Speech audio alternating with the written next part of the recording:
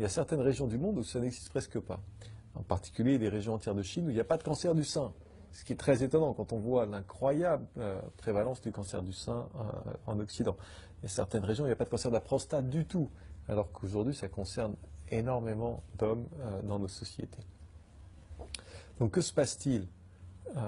Eh bien, on s'aperçoit que la grande différence, ce n'est pas les gènes, ce n'est pas que les Asiatiques ou les femmes chinoises ont des petits seins ou qu'elles sont protégées contre le cancer, parce que quand elles viennent vivre en Occident, elles ont les mêmes nombres de cancers du sein que nous. Il se passe qu'il y a une différence dans la manière de vivre, dans le mode de vie dans ces régions et dans les autres. Donc qu'est-ce qui a changé dans le mode de vie? Il faut le comprendre, puisque ce qui a changé dans le mode de vie en Occident depuis la Deuxième Guerre mondiale semble être un engrais pour le cancer. Il y a trois principaux facteurs que je décris dans mon livre.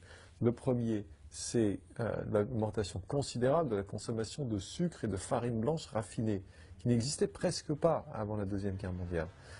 Aujourd'hui, on est en France, au XIXe siècle, on consommait à peu près 5 kilos de sucre raffiné par personne et par an.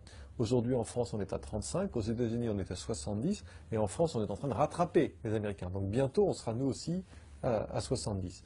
Le corps ne peut pas gérer 35 kilos de sucre raffiné par an. Il n'est pas fait pour ça. La génétique humaine est faite pour gérer. Le moment où nos gènes sont constitués, il n'y avait que le miel comme sucre raffiné, et c'était 2 kilos par personne et par an. Donc, il y en avait très peu.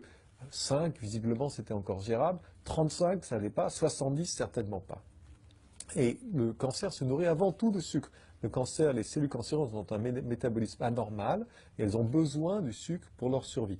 Quand on pompe du sucre en permanence dans l'organisme, on alimente directement la croissance des cellules cancéreuses. En plus de ça, le sucre crée de l'inflammation dans le corps. Et le cancer a besoin de l'inflammation, non seulement pour grandir, se multiplier, mais pour envahir les tissus avoisinants et se répandre dans l'organisme. Il a besoin de cette inflammation qui est alimentée directement par le sucre. Donc sucre, farine blanche, c'est-à-dire la baguette, malheureusement, c'est des choses très bonnes, c'est des choses qu'on aime, sinon il n'y aurait pas de problème.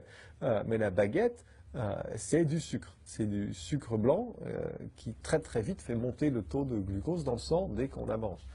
Les viennoiseries, les croissants, le pain au chocolat, des choses qu'on aime, hein, mais il n'y aurait pas de difficulté si c'était pas ça.